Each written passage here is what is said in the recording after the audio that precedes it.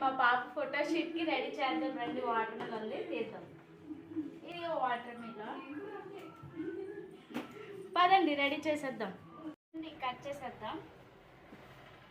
ఏదక్క chocolate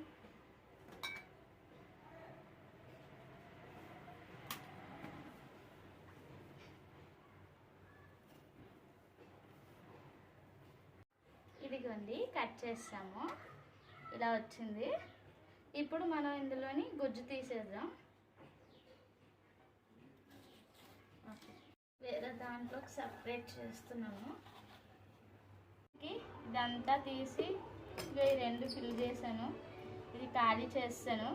ఇప్పుడు వీటికి 2 holes పెట్టాలి. కాలు దూర్చాలి కదా, మరి పెడదాం రండి.